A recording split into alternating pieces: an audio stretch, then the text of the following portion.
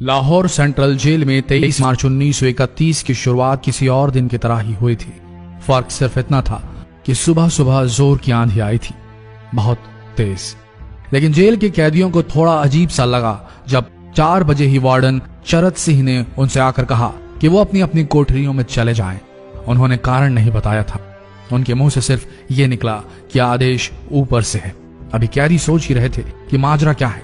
Jail का नाई बरकत हर कमरे के सामने फुसफुसाते हुए गुजरा कि आज रात भगत सिंह, राजगुरु और सुखदेव को फांसी दी जाने वाली है।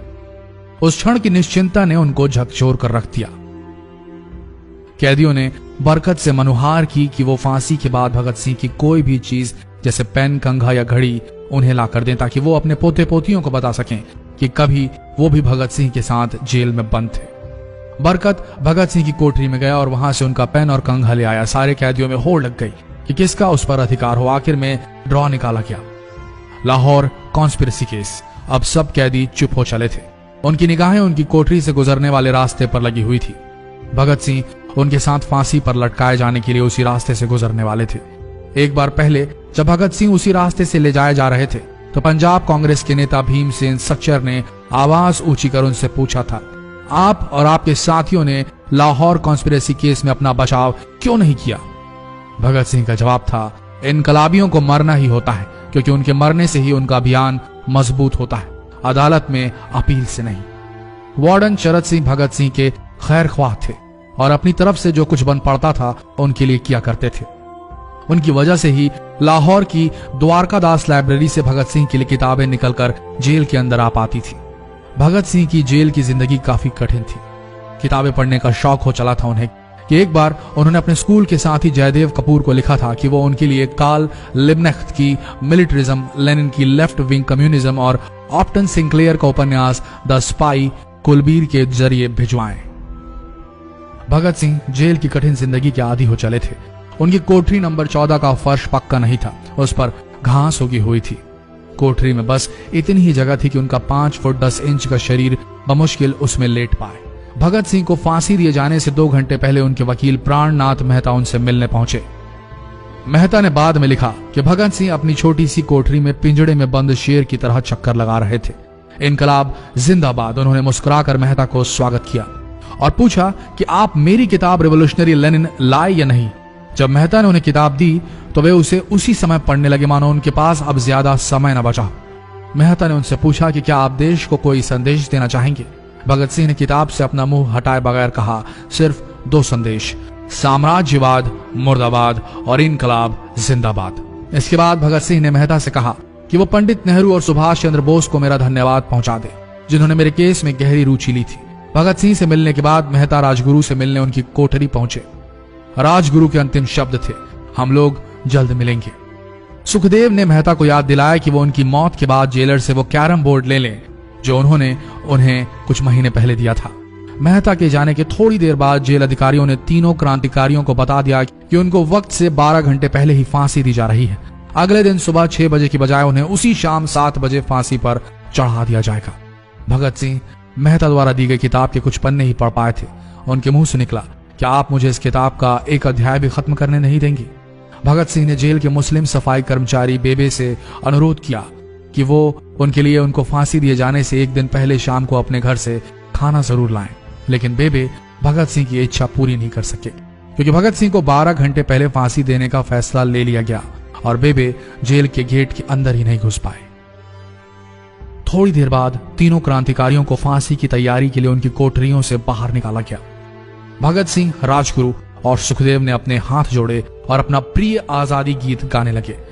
कभी वो दिन भी आएगा कि जब आजाद होंगे हम, या अपनी ही जमीन होगी या अपना आसमान होगा। फिर इन तीनों का एक एक करके वजन लिया गया। सबके वजन बढ़ गए थे। इन सब से कहा गया कि अपना आखिरी स्नान करें। फिर उनको काले कपड़े पहनाए गए लेकिन उनके चेहरे खुले रहने दिए गए। चरत सिंह ने भगत सिंह के कान में फुसफुसा कर कहा कि वाहे गुरु को याद करो। फांसी का तख्ता भगत सिंह लिए बोले, पूरी जिंदगी मैंने ईश्वर को याद नहीं किया। असल में मैंने कई बार गरीबों के कलेश के लिए ईश्वर को कोसा भी है। अगर मैं अब उनसे माफी मांग लूं तो वो कहेंगे कि इससे बड़ा डरपोक कोई नहीं। इसका अंत नजदीक आ रहा है, इसलिए ये माफी मांग रहा है। जैसे ही जेल की घड़ी ने 6 बजाया, कैदियों ने दूर से आती कुछ पद चांपें सुनी। उनके साथ भारी बूटों के जमीन पर पड़ने की आवाजें भी आ रही थी। साथ में एक गाने का भी दबा स्वर सुनाई दे रहा था। सरफरोशी की तमन्ना अब हमारे दिल में है। सभी को अचानक जोर जोर से इनकलाब जिंदाबाद और हिंदुस्तान आजाद हो के नारे सुनाई देने लगे। फांसी का तख्ता पुराना था, लेकिन फांसी देने वाला काफी तंदुरुस्त। फांसी देने के लिए मसीह जल्लाद को लाहौर के पास शाहदरा से बुलवाया गया था। भगत सिंह इन तीनों के बीच में खड़े थे।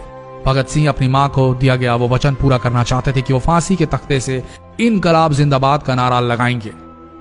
लाहौर जिला कांग्रेस के सचिव पिंडी दास सोंधी का घर लाहौर सेंट्रल जेल से बिल्कुल लगा हुआ था। भगत सिंह ने इतनी जोर से इनकलाब जिंदाबाद का नारा लगाया कि उनकी आवाज सोंधी के घर तक सुनाई थी। उनकी आवाज सुनते ही जेल के दूसरे कैदी भी नारे लगाने लगे। तीनों युवा क्रांतिकारियों के गले में फांसी की रस्सी डाल दी गई, उनके हाथ और पैर बांध दिए गए। तभी जल्लाद ने पूछा, सबसे पहले कौन जाएगा? सुखदेव ने सबसे पहले फांसी पर लटकने की हामी भरी। जल्लाद ने एक एक कर रस्सियां खींची और उनके पैरों के नीचे लगे तख्तों को पैर मारकर हटा दिया। काफी देर तक उनके शव तख्तों से लटकते रहे। अंत में उन्हें नीचे उतारा गया और वहां मौजूद डॉक्टरों लेफ्टिनेंट कर्नल जे नेल्सन और लेफ्टिनेंट कर्नल NS सोंधी ने उन्हें मृत घोषित किया। एक जेल अधिकारी पर फांसी का इतना असर हुआ कि जब उससे कहा गया कि वो मृतकों की पहचान करें तो उसने ऐसा करने से इनकार कर दिया। उसे उसी जगह पर निलंबित कर दिया गया अंग्रेजों द्वारा। एक जूनियर अफसर ने यह काम अंजाम दिया। पहले योजना थी कि इन सब का अंतिम संस्कार जेल के अंदर ही किया जाएगा, लेकिन फिर यह विचार त्यागना पड़ा जब अधिकारियों को आभास हुआ कि जेल से धुआं उठते देख बाहर खड़ी भीड़ जेल पर हमला कर सकती है। इसलिए जेल की पिछली दीवार तोड़ी गई। उसी रास्ते से ट्रक जेल के अंदर लाया गया और उस पर बहुत अपमानजनक तरीके से उन शवों को एक सामान की तरह लाद दिया गया। पहले तय हुआ था कि उनका अंतिम संस्कार रावी के तट पर किया जाएगा, लेकिन रावी में पानी बहुत ही कम था, इसलिए सतलज के किनारे शवों को जलाने का फैसला लिया गया।